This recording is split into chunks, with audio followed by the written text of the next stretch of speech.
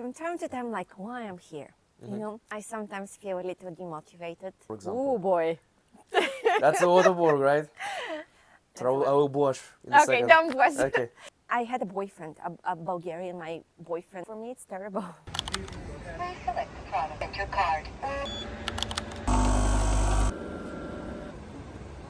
Let's go inside. Professor Radeva, thank you for coming. Thank you Thank you for coming very much. for having me.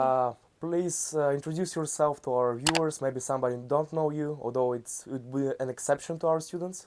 Okay, so my name is Elena Radeva. I'm a professor in the business department, focusing on the courses in the area of management. I have been part of Aubg for maybe about 10 years already. It's been a long time now that I look back, almost 10 years. My background before coming to Aubg was in the US. I spent 11 years in the US doing my master's and then started working in Texas.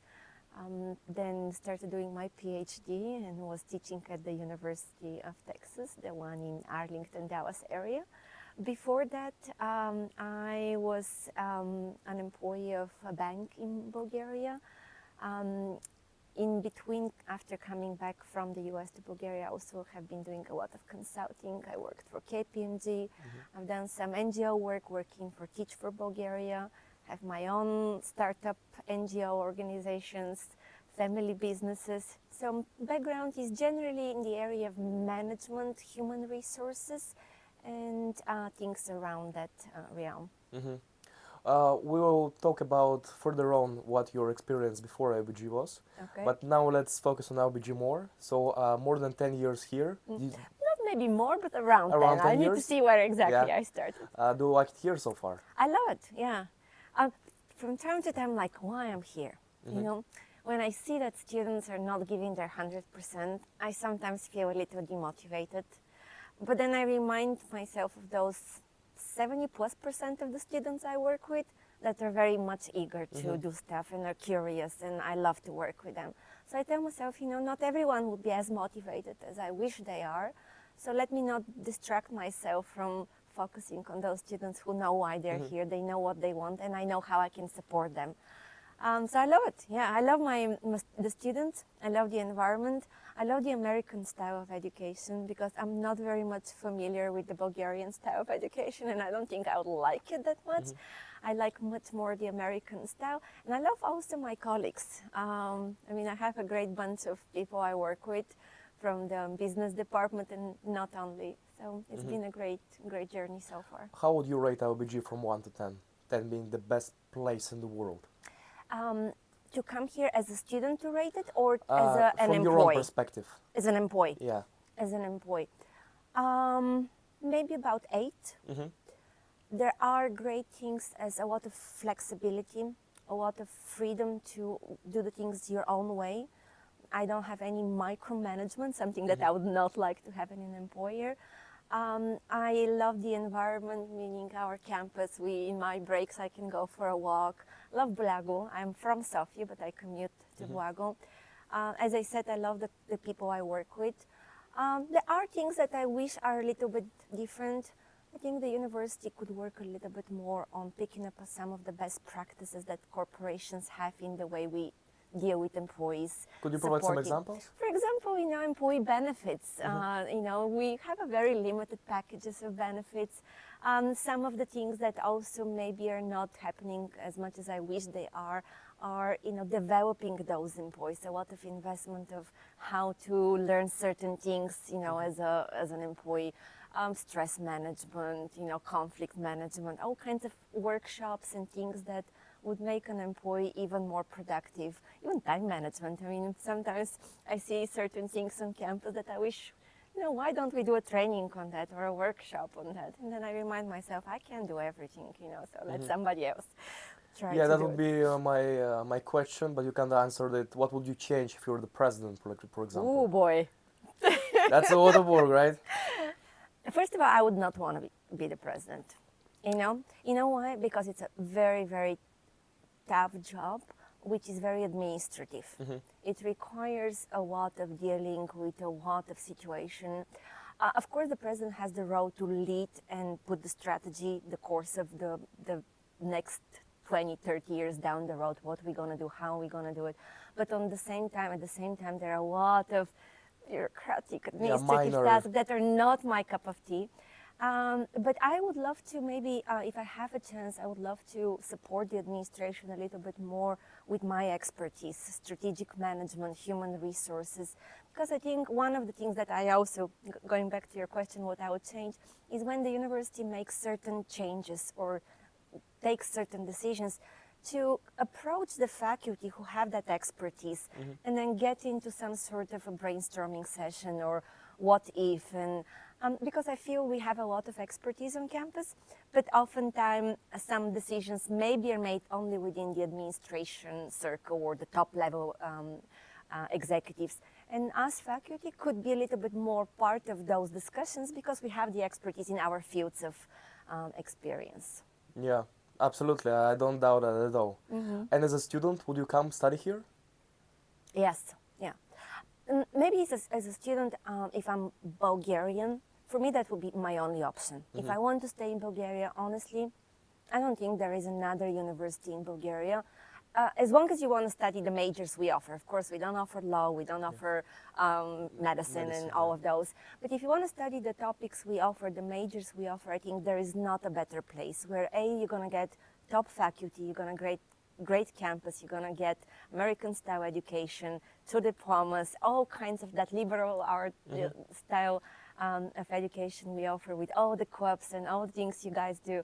So I think for Bulgaria, if I'm also Bulgarian, I would also think I would come to study probably at Aubg, but I would take advantage of Erasmus or some exchange programs.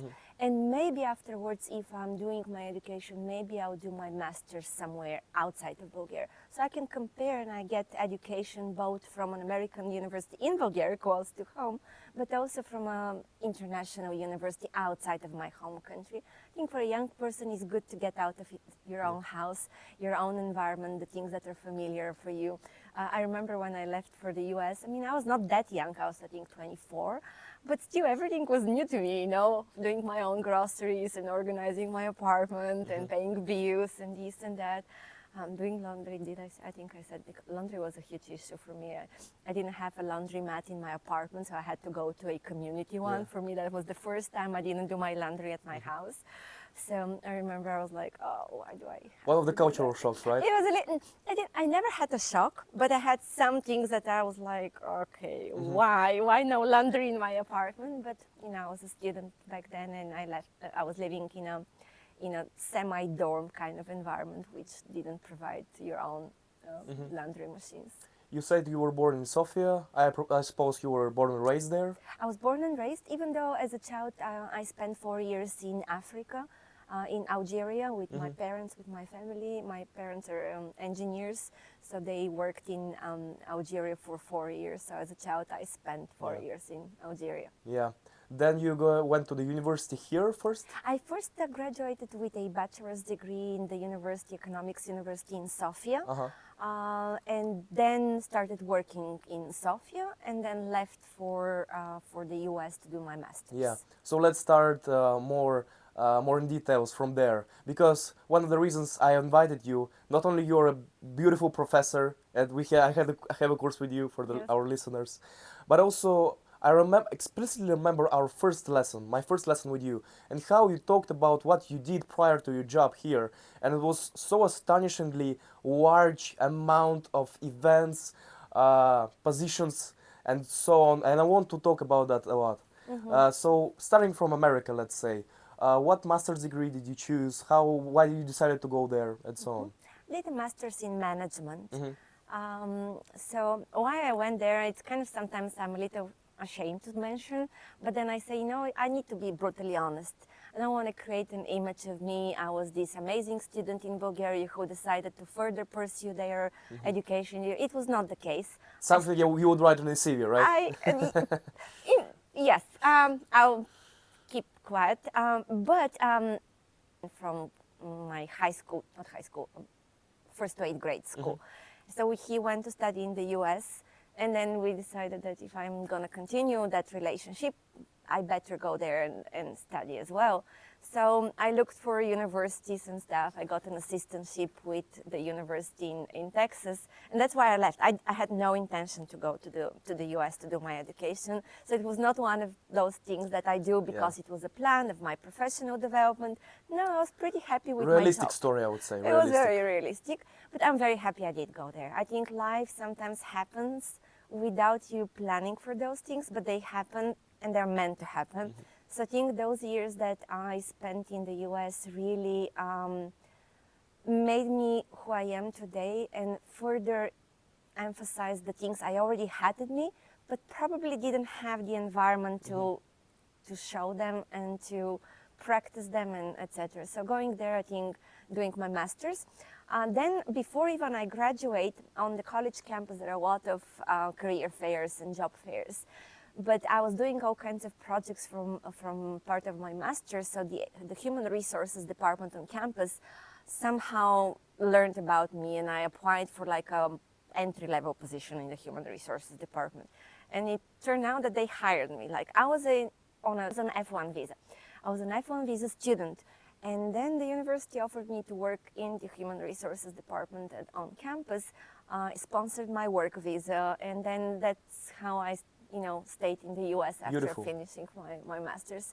A young girl, foreign girl with only foreign experience in Bulgaria, just graduated with a master's degree. I was 26, I guess, at that time when I graduated. What happened with the boyfriend?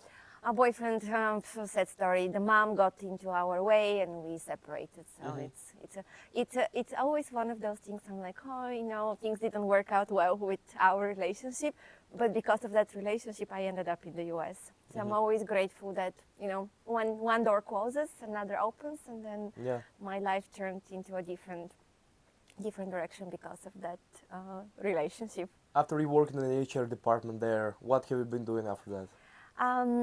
I worked there for quite some time. I even became the manager of the department. Really? Yeah. I got so much support from people in the university. Mind you, I was, a person on, a student visa, and then the university decided that they really value the contributions in what I do, that they gave me 2 H-1B visas, which are visas for working professionals. So I spent there from 2003 till 2009 working in the department, doing also a lot of consulting work. The department was very active working with the community, doing all kinds of projects, trainings, academies for the businesses and whatnot. So had a very, very busy schedule. The university is very large university, at that time about 27,000 students, 5,000 faculty and staff. I mean, very large campus. Not compared to us, right? No, yeah, very much not compared to Aubg. I remember when I came to Aubg, I was like, okay, we only have, that many students and faculty and staff. But then the professor, I was an assistant when I was a student, really has been kind of trying to convince me that I have a potential to teach and be more active in the teaching field. So she really convinced me that I should pursue a PhD. At that time, I don't think I was very much a fan of the idea because I was loving my job. Going back to studying was not, I was like, I'm done. I mean, I've done a lot. But enough is enough. Enough is enough. But then the university had an amazing program where you can continue working at the university and then still do your PhD and at the very discount price as well. So I said, well, why not? So I started doing my PhD in business with a management focus as well, strategic management more or less.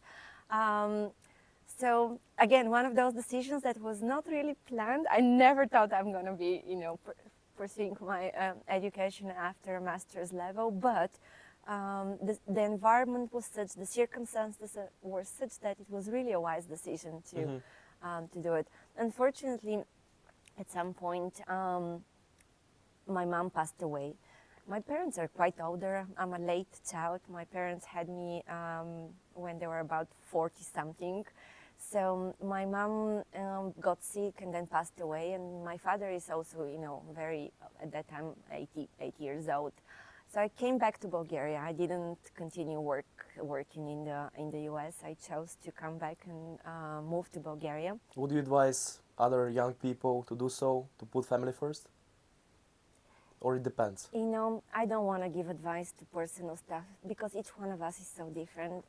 But I had told myself after my mom passed away that I regretted every year that I spent away and not coming back to Bulgaria. Because, you know, 11 years in the US, I hardly ever came back to Bulgaria. Maybe all of those 11 years, I came back for 3 times for like 3 weeks at a time. So for 11 years, I had not seen my family. And, you know, yes, I was very ambitious and I wanted to do stuff and I wanted to do those things in the US, but I missed 11 years of the life of being close to my parents. And then all of a sudden, they're gone. You know, at some point, they will be gone. And I did regret, you know. I am very happy though. It's usually after these events happen, you learn that by your own bitter experience, right? Mm-hmm. But you guys are way too young. I think now you need to enjoy when time gets by, maybe start reconsidering how often I'm close to my family.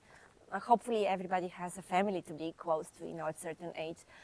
And then start making some small sacrifices to be there more often, you know. So After that, what have you been doing?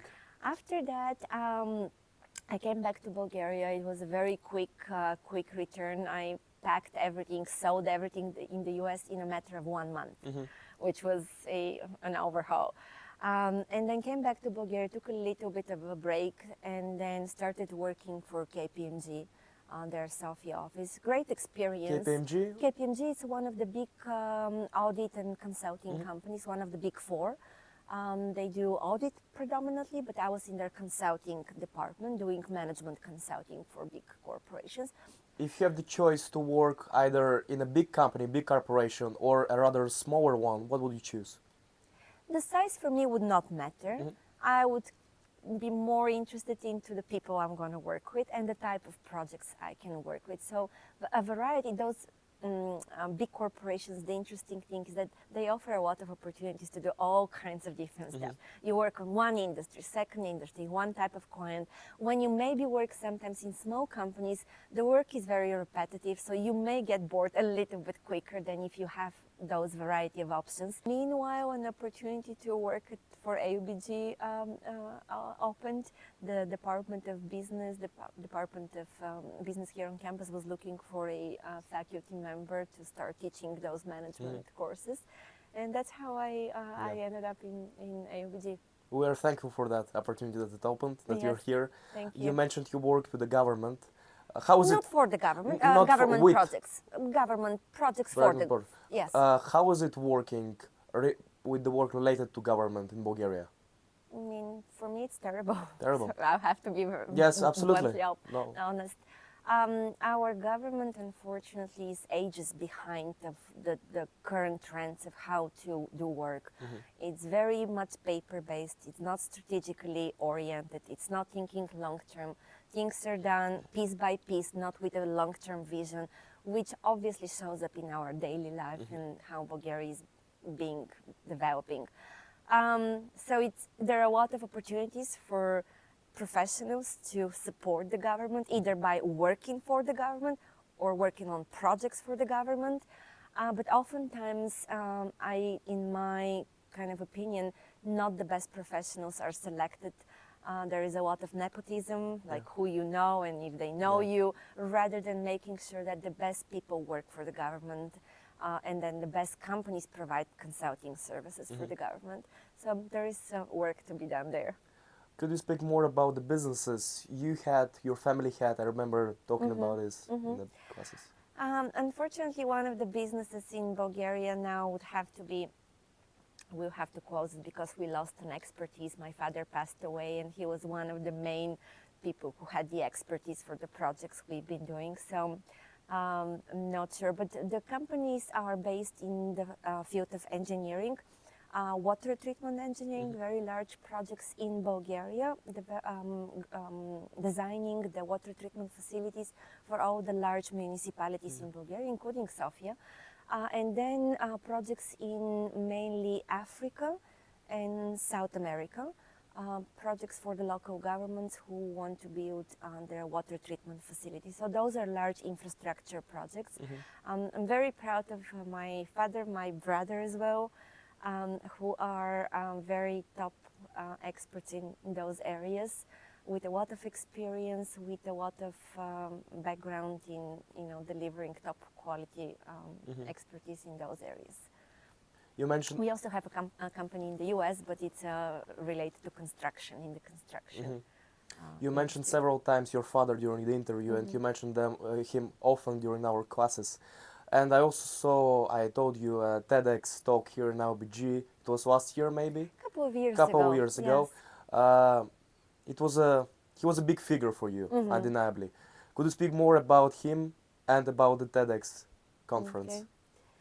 So that was a joy. I mean, he just passed away this last Christmas, and for me it was tough not to have him around, because I moved back to Bulgaria to help him a little bit, because he was getting older. I was in Bulgaria, my brother was in the US, so I moved back here, and now not having him around is a little still weird, to say the least. But he was an amazing guy, an immigrant from northern Macedonia, from a very, very poor family, 7 kids. My grandparents were very much illiterate. They were not educated. They were people working on the field.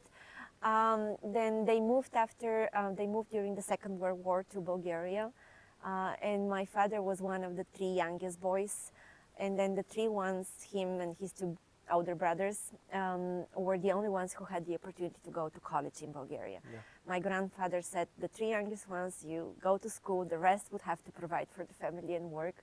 So all my father and his 2 brothers, my father became an engineer, my other uncle became an electrical engineer, and then the 3rd one was a lawyer. So all of them were really successful in their professional fields, even though they were coming from a background of poverty and lack of role models in terms of education. He was really, I don't know, sometimes I didn't even realize I mentioned him so often in class, but because he was always a role model for me in terms of how he managed an organization which he was an executive director for. He was an executive director for a large engineering company in Sofia, about 2,000 employees, doing a lot of government contracts, working for the Bulgarian government. And he used to do certain things back in the communism days, which were unthought of. Like, you cannot think of those things back then. Now maybe are more common, but I'm talking about 40 years ago or something.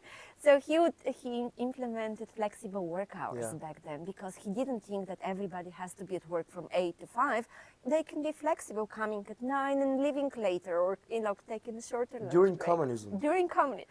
Then he also asked the top communist guys to give him approval to give bonuses, because he said, I don't want to treat all of my employees the same way. I see some of them are working harder, giving better results. I want to show them that I respect that extra. It's really capitalistic approach, I would say. It was all the things he's done. And I used to joke with him, or he used to joke with me. He would say, Elena, you with all of your education in the field of management, I've never taken a management course, but look at what kind of things I've done, So obviously he had something natural born in him as a leader and as a manager, because I think all of the people I've talked to, they always talked about what an amazing manager he was with all of the people he has worked without any management courses or background.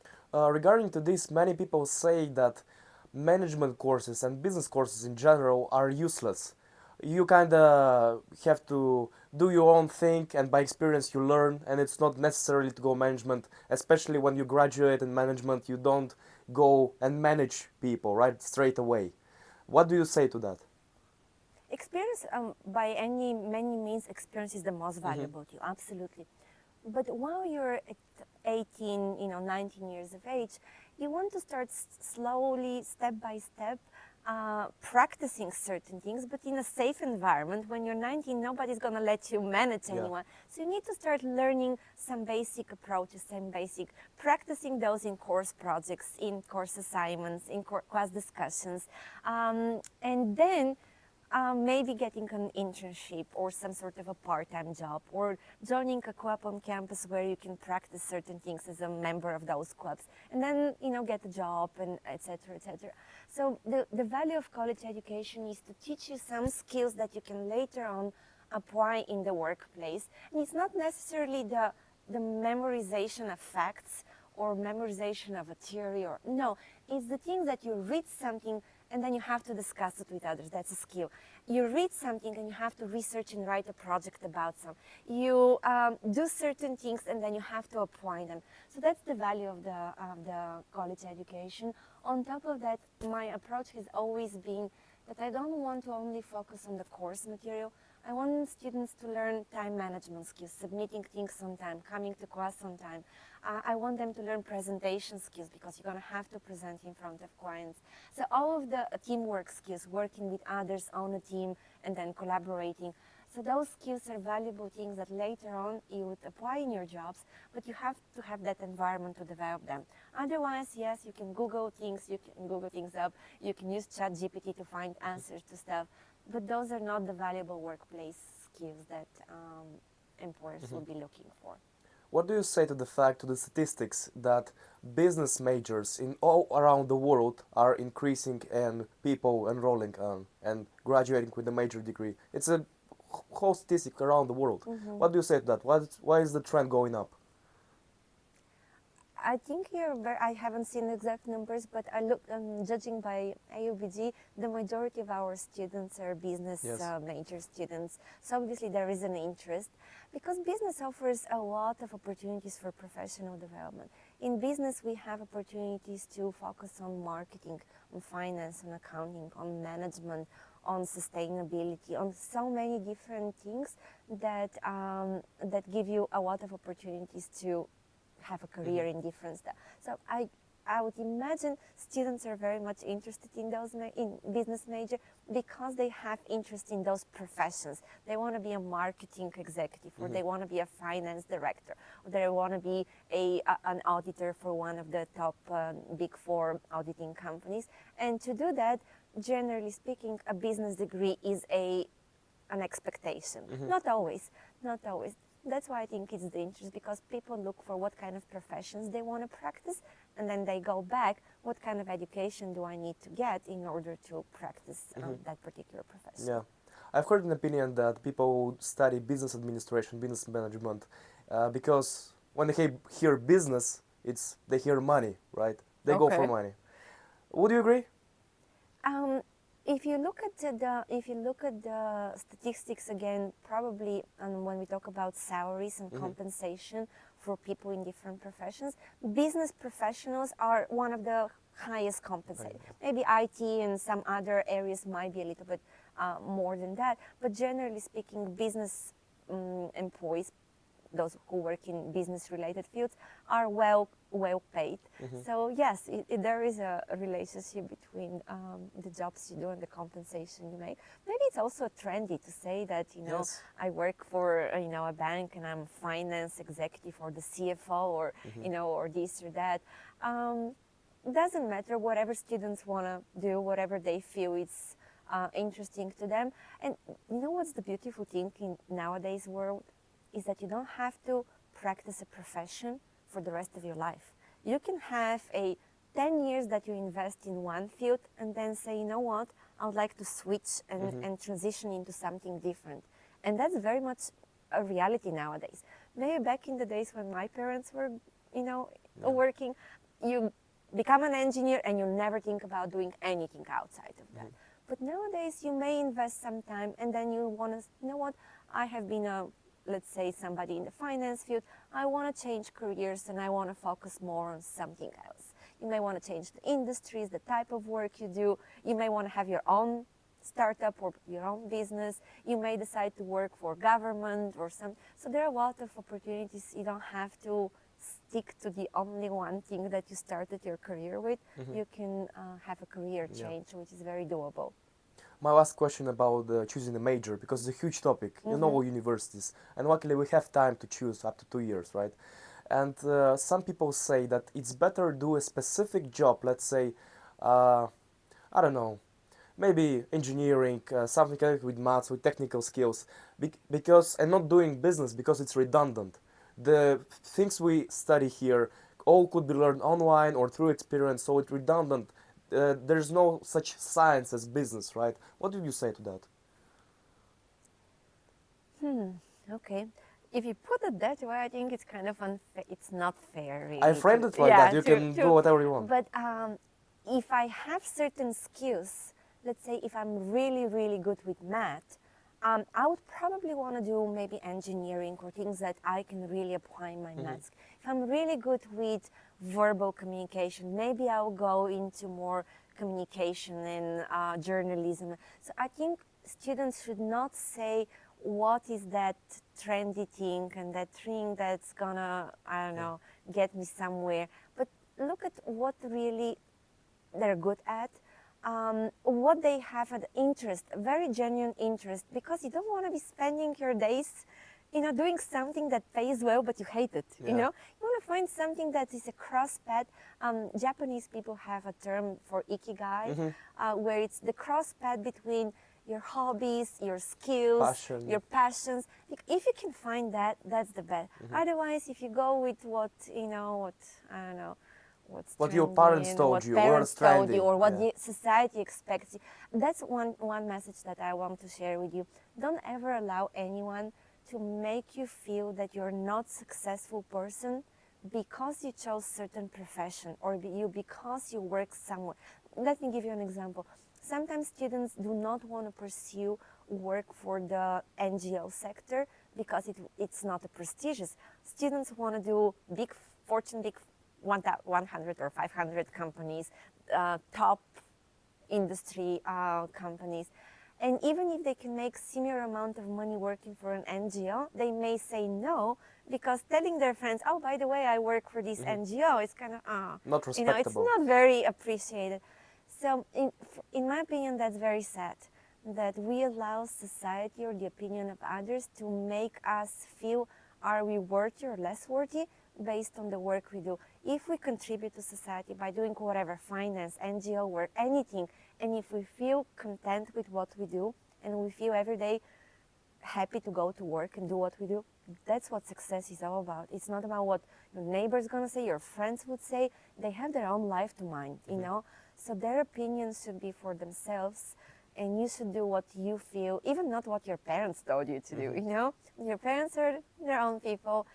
They can give you advice, of course, you could listen to it, but ultimately the decisions of what you want to do should be based on how you feel and what you really enjoy and what you think you're good at and where you want to see yourself down the road. That very much aligns with what Professor Uchi said a few days ago. What did he say? You are working maybe half of your life, and you better choose something you like, not to waste time. Exactly, that's my point. If I have to do a job that I don't like, even if it pays me a lot, but every morning I wake up like, again, I have just to to survive till work. Friday. That's a horrible life, why would you want to live that life? So I say, find what makes you happy. You mentioned the word successful. Would you consider yourself a successful person? Yes, but based on my own definition. Yes, exactly. What's your definition then? I'm happy with what I've been doing with my life. And I feel exactly what I told you. I feel content with what I've accomplished and what I give back to others, and not only in terms of my professional development, but the community I live in.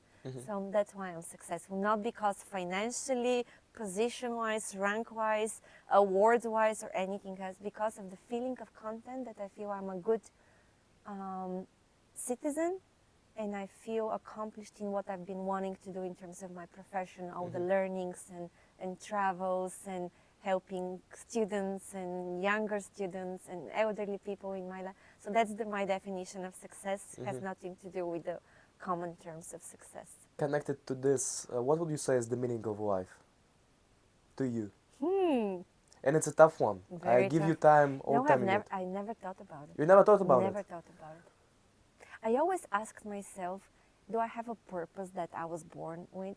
I've even done a horoscope to see, am I born with something? I don't know if people believe in horoscopes or not. That I don't really care about what others think. But I wanted to see, do I have some sort of a mission in life?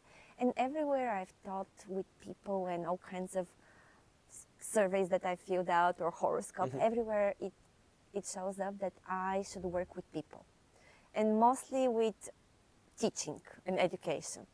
So I think my meaning of life is to not waste the potential and the capabilities I was given by birth and by my professional development, but to be putting them to the best possible way. And that's why I think my meaning of life was to educate others and share inspiration and knowledge and support. So I think I kind of got a better idea of what my meaning of life is. Could we say that it could be condensed to a sentence, to be useful? Yes, yeah. And let me make a quick comment. Probably people who have children would mention children as part of their meaning. And since I don't have children, my children are the students I work with, the kids that I volunteer with. So everybody would look at their environment in a different way. And so some people would mention the meaning of their life to be their children, which is very natural as a parent. Yeah. So just because I didn't mention children, it's not like I don't think children are an amazing type of meaning of life. I just don't have my own children. That's why my meaning has been working for others in different ways, not working with my children. Well, you answered sincerely, and that's what matters, right?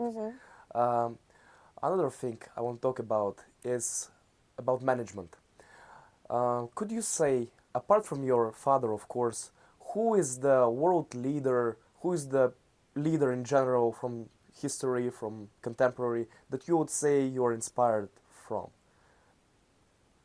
Many people point out, for example, Napoleon, I don't know. I'm not that good with historical figures. But from your own terms. Let me think about just a moment who I would say. I've read different biographies, I've read different books about the stories of successful leaders. But I really can, if something doesn't pop up to my mind, that means that I never thought about that person. More or less, I have been reading more contemporary leaders. I don't know why, but I relate to those contemporary leaders more than those old days, historical figures. So none of the historical figures comes to my mind as someone that I don't even know their biographies that well. I said, to be honest, haven't kept up with the historical part of those women and men. So I try to follow up more our contemporary leaders because I feel I can relate to them more than I can relate to those who lived and done things centuries back. Oftentimes I like to follow the work of some successful executives from the field of business. The CEO of Virgin Atlantic is one of my favorite ones, Richard Branson. Really love this guy, the way he approaches. His energy. Very much. There are several other business leaders that I follow. Some politicians. Might be controversial, but one of the most impressive politicians that I have in my view is Barack Obama. I really enjoyed the way he was dealing with people, the way he speaks to everyone. And I think really I miss that type of management and leadership, a calm, respectful approach. This is the leadership style I think I'm very much impressed by. So those are the executives that I try to follow. People who show that, yes, they are at the top of their career ladder and the top of their organization, but they treat others in a way that doesn't show that they're more than them. And so these are the people that... Not in a condescending manner. No, I don't. Even if you are somebody who is extremely successful professionally, I judge you by not only by your success in terms of leading the company to certain level and profits, but what people say about what it feels to work with you, what kind of a manager and leader you are, what kind of a CEO you are, how you deal with those people within. And going back to my father, because you said that I use him as an example quite a lot. People who work with him, there were about 2,000 people who worked in that large organization with him. I've heard stories where he would meet one of the ladies who is the cleaning personnel, and he would know something about her husband, her kids, always ask them, how is your husband, how is your kids, how is your grandmother, what's going on with the house. So he knew them almost by name and what their life stories, because he made the intentional effort to get to know them, not that cleaning person, but Elena, the cleaning person, who has a family, who has her goals, and and that's what impressed me about my father. Yeah, there's a famous saying that if you want to judge a person, look at how he behaves with the ones who are below him in the hierarchy, let's say. In the dating life, that's one of my rule of thumbs. If I go out with a guy and we go to a restaurant, and to get to know what the guy is all about, and his personality and his behaviors, I observe how he treats the waiting staff. Is he rude? Is he say please and thank you and this and that? And I've been to some, back in the days when I was actively dating, I've been to some dates where I would never go on a second date with someone just because I saw how they were disrespectful to the people who were waiting us in the restaurant. So for me, that's very, very important, because it really shows your true colors. Yeah, I think it's connected to empathy most. Empathy, and that idea is that to be successful and to feel confident, you don't have to step on others. Yes, absolutely. You have to be pulling them together with you to up, not pushing them down. And that's for me also part of success.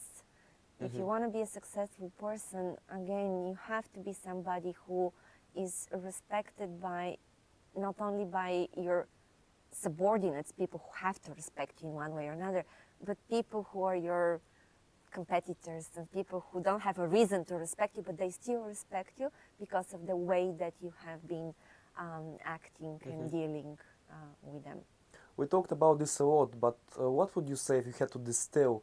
What would you say are the 3 top qualities for a leader, for effective leader, for a good leader?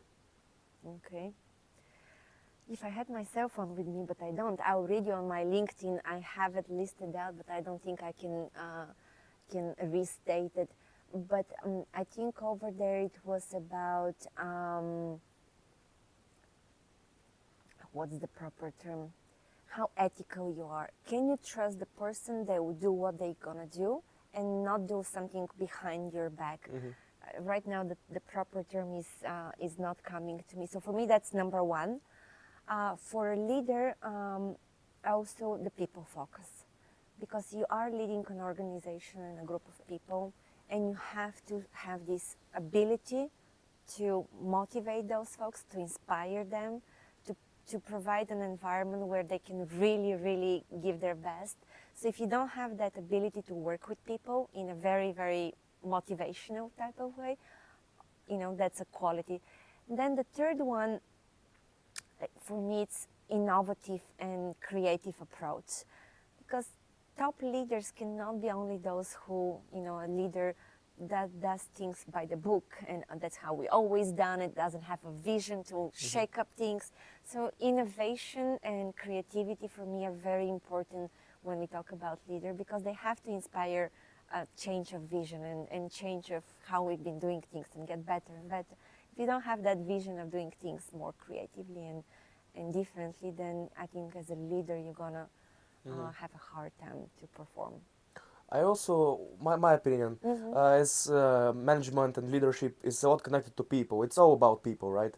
I think one of the best qualities that you treat people right and you do it genuinely. You don't think, oh, I just have to keep good connections, not like on the dark side, but genuinely be interested, be empathetic. Would you say that's, I noticed that in you as a good leader in our class, let's say, that you do it genuinely, you do it like really, you care about us, you care that we learn things, and that's what matters, and that's what people see as well. I always believe that people have to act genuinely. You know, if something you try to fake it, obviously people also feel it, and ultimately it's gonna show up that that's not who you are, and you have hidden agenda or something. So if you don't like working with people, well, don't become a manager and a leader. Do something else. So if you chose to be in a position where you're gonna have to inspire and lead and really motivate those around you, but you hate it, then why are you there? Do something that doesn't require that type of responsibilities. So there are leaders who actually make people do what they should do by putting them down, by treating them badly. And there is the whole thing, the carrot or the stick. Yes, some leaders choose the stick. You do it or you will be fired. But is this the environment you want to be a leader in an environment where people are scared not to lose their job, versus to say, okay, guys, let's do it because we can accomplish this, and inspire those with kind of a carrot rather than, threatening to punish them or fire them. So in my opinion, most of the successful long-term leaders are those who know how to manage with inspirational leadership style. There are some examples of very successful leaders who successful in terms of leading their companies to success, who were very tough to work with. Nobody enjoyed them. That was their style. So it is possible to be successful, to lead a company to success, even if you're not a good people person. But you have the reputation that people don't like to work with you. So obviously, probably you have turnover, you have conflicts. Yeah. What advice would you give to our students and maybe to young people in general? Oh boy, I hate giving advices because, if you give advice to others, they feel, well, you think you know better than me what I should do.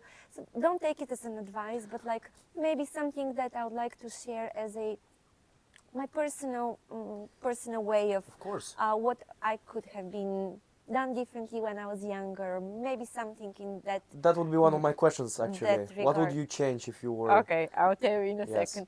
But in terms of advice, when you come to college, come to Aubg, those are 4 years that you're going to spend here. When you come to classes, an hour and 15-minute classes, be there, be present, and be engaged. More and more I see students who come to classes and they don't know why they're in the class, maybe because there isn't required attendance or because of something. But you are there. Why not listen? Why not engage in the conversation? Why not share about something? So my really strong kind of desire is to see more and more students being active in classes, because more of the learning and studying things that you can do happens in class. Because I told you those workplace skills. You learn how to communicate. You're not shy in front of others to share something, to ask questions. So I would like to really encourage students to be very much taking the most they can in class. Then outside of class, to not take many corners. So if you have to read something, sit down and read it. If you have to study for something, sit down, make notes, create a study notes. Don't try to cut corners. Do the hard work. Do the hard, because putting the work is you learning. You are investing in yourself. Trying to cut corners and do less and not do the things, you're not doing yourself a favor. Ideally, you all come to college with the idea to learn, not just to get a diploma, to get a one piece of paper. You should be here that genuinely you want to learn, and you invest every moment of it to learn. Then my third thing that I would like to really encourage students is to invest in building relationships while they're in college. I oftentimes see students not making contact with others in the classroom. They sit in the same group of 4 people that they're best friends, and then others sit in 4 groups and so on. And they don't mingle around, they don't get to know others.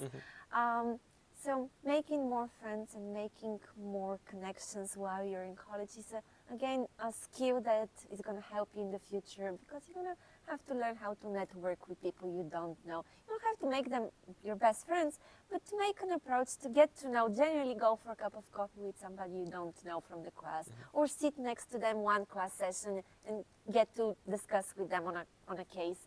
I feel students often get into small groups and they don't get out of those groups, which in my opinion is not the way I would approach that. If I was back in college, I would be trying to get to know all the students, get to see what kind of common interests we have. And again, I'm not saying become best friends with everyone, but reach out to get to know those around you, because you may find common interests and common things. So if you were 18 again, you're 19 right now, if you were 18, what would you do? Oh boy. If I was now starting college, I'll be so much more active during my college days. When I was doing my bachelor's here in Bulgaria, maybe there were some opportunities to be active, but I didn't do anything. I was just hardly even going always. I was not very regular going to classes. But even when I went to classes, I didn't do anything outside of the classroom. I did work though, but like a very kind of, I worked as an interviewer in an agency. I worked as a waitress, just to make money. But then I didn't do anything meaningful. I didn't go to competitions or to case studies or conferences or, sign up for student clubs or do internships. I didn't do any of those things. And if I'm again back in school, I would be so active. I would, portion my days in doing this and doing that. And another thing that you guys now have that I didn't have back then, or those people who grew up around my generation, we didn't travel much.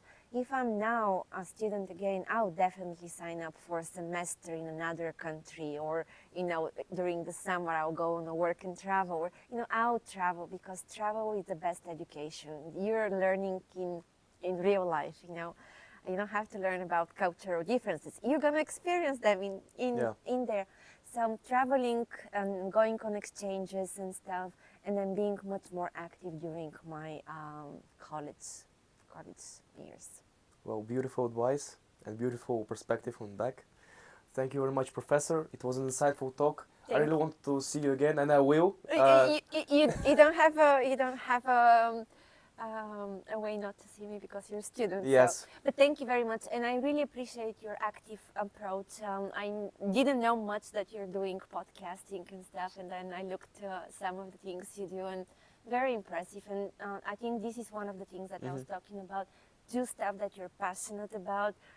Get out of your comfort zone, and and do something for the community. With your podcast, you are trying to spread some messages, to share, to be active. And that's, I think, the way I would do it if I were you. Thank you, Professor.